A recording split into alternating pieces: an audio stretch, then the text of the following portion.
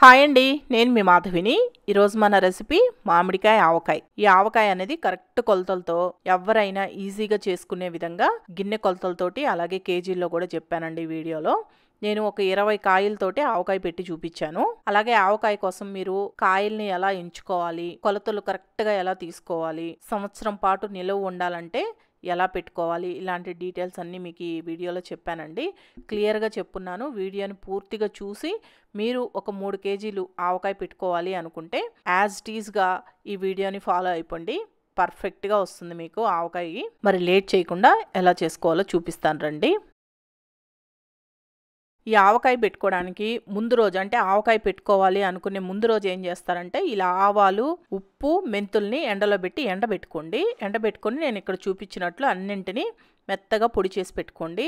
ఇలా ముందుగా మనం అన్ని ప్రిపేర్ చేసి పెట్టుకున్నాం అనుకోండి, నెక్స్ట్ రోజు మామిడికాయలు కొట్టించుకొచ్చుకొని ఈజీగా ఆవకాయ కలుపుకోవచ్చు. ఉప్పు వచ్చేసి మామూలుగా మనం రెగ్యులర్గా ఇంట్లో వాడే ఉప్పు కాకుండా కల్లుప్పు తీసుకోండి. కల్లుప్పు అయితేనే మనకి ఆవకాయ సంవత్సరం మొత్తం నిలువ ఉండడానికి బాగుంటుంది. మామూలు రెగ్యులర్గా మనం ఇంట్లో వాడే ఉప్పుని వాడుకోవద్దు. ఉప్పుని కూడా ఇలా మెత్తగా పొడి చేసి బాగా ఆరబెట్టేసి పక్కన పెట్టుకోండి. అలాగే వెల్లుల్లి కూడా ఇలా పాయలుగా విడదీసి పొట్టు తీసి పెట్టుకోండి. వెల్లుల్లి రెమ్మలు కొద్దిగా పెద్దవి తీసుకోండి, మీకు వలుచుకోవడానికి ఈజీగా ఉంటుంది. చిన్నవైతే కొద్దిగా కష్టం అనిపిస్తుంది. ఇలా అన్నీ ప్రిపేర్ చేసి పెట్టుకున్న తర్వాత మార్కెట్కి వెళ్ళి మామిడికాయలు తెచ్చుకోండి. మామిడికాయలు ఎలాంటి మామిడికాయలు ఎంచుకుంటారంటే జలాలు కానీ, తెల్ల గులాబీలు కానీ, రసాలు కానీ ఇలాంటివి ఊరగాయకి బాగుంటాయి. ఈ కాయలు కూడా మీరు ఎంచుకునేటప్పుడు పీచు ఎక్కువగా ఉండి బాగా కండున్న కాయలు తీసుకోండి, అప్పుడే పచ్చడి రుచిగా ఉంటుంది. మీరు మార్కెట్కి వెళ్ళేటప్పుడే ఒక పొడి క్లాత్ తీసుకెళ్లారనుకోండి, మీరు అక్కడే కడిగేసి నీట్గా క్లాత్తో తుడిచిచ్చేస్తే మీకు ఈ విధంగా ముక్కలు కొట్టిస్తారండి. మీకు ఏ సైజు ముక్కలు కావాలంటే ఆ సైజులో కొట్టిస్తారు. లేదు మీ దగ్గర కత్తిపెట్టి ఉంటే ఇంట్లో అయినా కట్ చేసుకోవచ్చు. ఇలా కొట్టించుకున్న ముక్కల్ని ఇంటికి తీసుకొచ్చిన తర్వాత నేను ఇక్కడ చూపిస్తున్నాను చూడండి. ఈ ముక్కకి లోపల వైపు ఇలా లేయర్ ఉంటుంది ముట్టి పైన. ఈ లేయర్ని తీసేసేయాలి. ఈ లేయర్ తీయలేదు అనుకోండి పచ్చడి పాడైపోతుందండి, అందుకని ఖచ్చితంగా దాన్ని తీసేయాలి. తీసిన తర్వాత ఇలా పొడి క్లాత్ పెట్టి నీట్గా తుడిచేసి ముక్కని వేరొక ప్లేట్లో వేసుకోండి. సేమ్ ఇదే విధంగా ముక్కలన్నింటినీ ఆ లేయర్ని తీసేసి నీట్గా తుడిచిపెట్టుకోవాలి. ఇలా తుడుచుకున్న ముక్కల్ని ఫ్యాన్ కింద పెట్టి తడి లేకుండా బాగా ఆరబెట్టుకోవాలి. ఇప్పుడు అన్నీ ఇలా రెడీ చేసి పెట్టుకొని ఇప్పుడు పచ్చడిని ఎలా కలుపుకోవాలో చూపిస్తాను. నేను మామిడికాయలు వచ్చేసి 20 కాయలు తీసుకున్నానండి. 20 మామిడికాయలకి ముక్కలు వచ్చేసి నాకు 3.5 కేజీ ముక్కలు వచ్చాయి.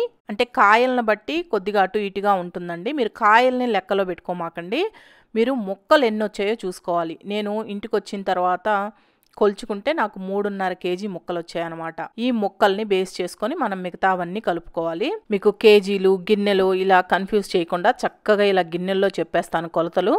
ఎవరైనా సింపుల్గా పెట్టుకోవచ్చు. మీ ఇంట్లో ఉన్న ఏదైనా సరే ఒక గిన్నెను తీసుకొని 4 గిన్నెల ముక్కలు వచ్చేటట్లు కొలుచుకోండి. ఫస్ట్ ఇలా కొలుచుకొని చేసుకుంటే మీకు ఈజీగా ఉంటుందండి.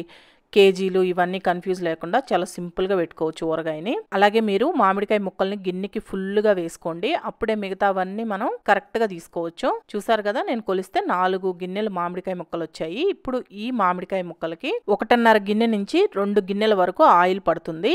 ఈ ఆయిల్ కూడా మీరు పల్లి నూనె కానీ నువ్వుల నూనె కానీ వాడండి, టేస్ట్ బాగుంటుంది. నేను ఇక్కడ 1/2 గిన్నె ఆయిల్ని ఈ ముక్కల్లో పోసి కలుపుతున్నాను. నేను ఇక్కడ పల్లి నూనె తీసుకున్నాను.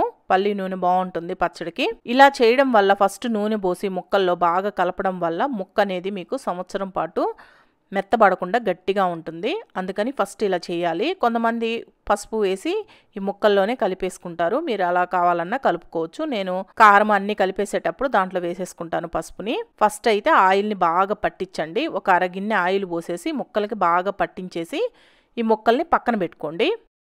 ఇప్పుడు కారం అన్నీ కలుపుకోవడానికి ఇలా ఒక వెడల్పాటి బేసిన్ తీసుకొని దీంట్లో 1 గిన్నె కారం పోసుకోవాలి. ఈ కారం ఊరగాయలకి సపరేట్ కారం దొరుకుతుందండి, ఆ కారాన్నే వాడండి. మనం రెగ్యులర్గా ఇంట్లో వాడే కారం కాకుండా.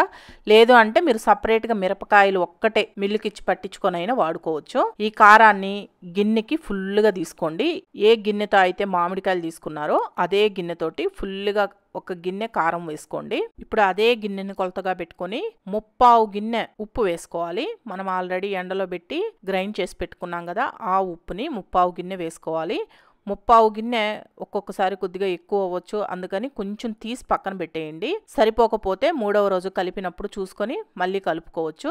నేను కొద్దిగా తగ్గించాను, 3/4 గిన్నె కంటే కూడా కొంచెం తగ్గించి వేసుకుంటున్నాను.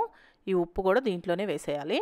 ఇప్పుడు మళ్ళీ ఇదే గిన్నెను కొలతగా పెట్టుకొని ఆవు పిండి కూడా 3/4 గిన్నె వేసుకోవాలి. కొంతమంది గుజ్జు ఎక్కువ రావడం కోసం ఆవు పిండిని కొద్దిగా ఎక్కువ వేసుకుంటారు. కొంతమంది గుజ్జు ఎక్కువ వద్దు అనుకునే వాళ్ళు కొద్దిగా తగ్గించుకుంటారండి. దాన్ని బట్టి మీకు గుజ్జు ఎంత కావాలి అనేది చూసుకొని వేసుకోండి. నేను వేసేదాన్ని బట్టి గుజ్జు కొద్దిగా ఎక్కువే వస్తుంది.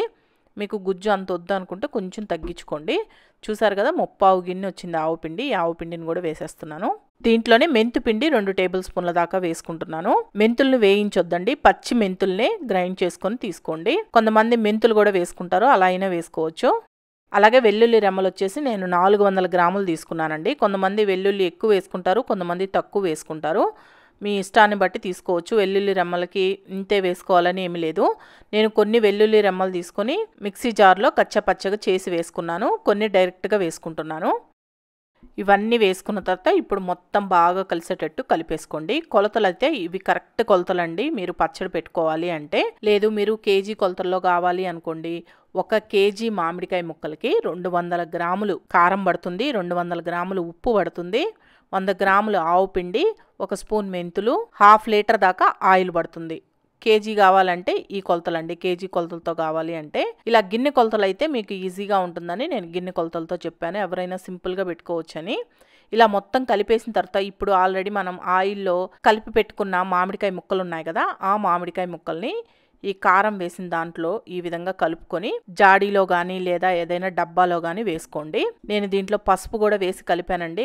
ఆ క్లిప్ కట్ అయింది, మీకు చూపించలేకపోతున్నాను. పసుపు కూడా 1 టేబుల్ స్పూన్ వేసుకొని కలుపుకోండి. ఇలా మామిడికాయ ముక్కలన్నింటినీ కారంలో ఈ విధంగా ముంచేసి డబ్బాలో వేసి పెట్టుకోవాలి. నాకు ఇక్కడ 1 డబ్బా సరిపోలేదండి, 2 డబ్బాల్లో వేసి పెట్టుకున్నాను. మళ్ళీ 3వ రోజు మనం కలుపుతాం కదా, అలా కలిపినప్పుడు జాడీలో ఎత్తి పెట్టుకుంటాను. అందుకని ఫస్ట్ అయితే ఇలా డబ్బాల్లో వేసి పెట్టుకుంటున్నాను. ఇలా 2 డబ్బాల్లోకి మామిడికాయ ముక్కలన్నింటినీ వేసుకున్న తర్వాత ఈ మిగిలిపోయిన ఆయిల్ ఉంది కదా, ఆల్రెడీ మనం ముక్కలు కలిపి పెట్టుకున్నప్పుడు కొద్దిగా ఆయిల్ మిగిలింది కదా, ఆ ఆయిల్ని కూడా ఈ విధంగా పోసుకుంటున్నానండి.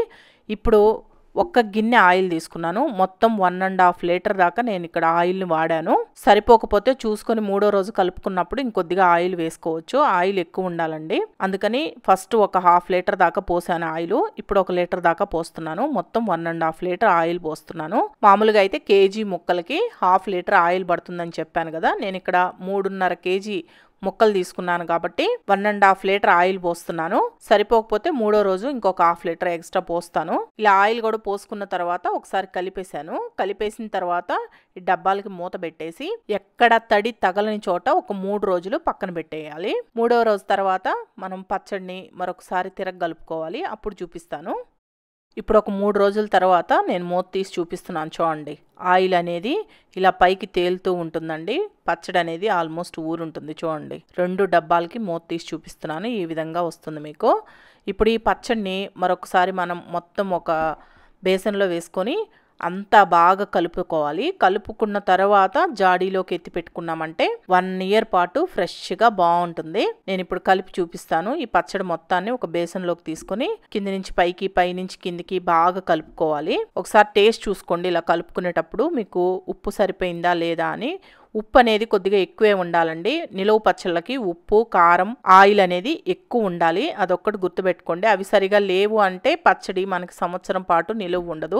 ఉప్పు సరిపోకపోతే ఇంకొద్దిగా వేసుకొని కలుపుకోండి. నేను ఇక్కడ ఇంకొక 1/2 లీటర్ దాకా ఆయిల్ పోసి కలుపుతున్నానండి. నాకు ఆయిల్ సరిపోలేదు. ఇలా చూసుకొని మీకు ఏదన్నా తక్కువ అనిపిస్తే వేసుకొని కలుపుకోవాలి. ఈ 3.5 కేజీ ముక్కలకి నేను 2 లీటర్ల ఆయిల్ పోసాను. ఇలా మొత్తం బాగా కలిపేసుకొని ఈ పచ్చడి మొత్తాన్ని ఒక జాడీలోకి తీసి పెట్టుకోండి. ఇలా జాడీలో వేసుకుంటే మీకు సంవత్సరం మొత్తం ఫ్రెష్గా బాగుంటుంది. కలర్ కూడా మారకుండా ఉంటుంది. అలాగే జాడీని కూడా ఎక్కడ తడి లేకుండా చూసుకోండి. జాడీని ముందు రోజే బాగా కడిగేసి ఎండలో ఆరబెట్టుకోండి.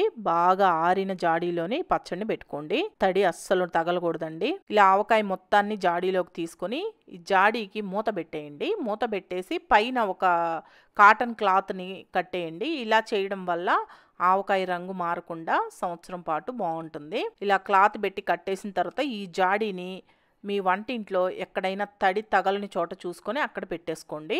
మీకు ఎప్పుడైనా ఆవకాయ కావాలి అనుకున్నప్పుడు కొద్దిగా తీసుకొని పక్కన పెట్టేసుకొని మళ్ళీ ఇదే విధంగా క్లాత్ పెట్టి కట్టేసి మళ్ళీ అదే ప్లేస్లో పెడుతూ ఉండండి. సంవత్సరం పాటు ఫ్రెష్గా బాగుంటుంది. మరి చూసారు కదా ఆవకాయ ఎలా పెట్టుకోవాలి అని. ఈ కొలతలతో మీరు కూడా ట్రై చేయండి. ఈ వీడియో మీకు నచ్చింది అనిపిస్తే మన ఛానల్ని సబ్స్క్రైబ్ చేసుకోండి, లైక్ చేయండి, షేర్ చేయండి, కామెంట్ చేయండి.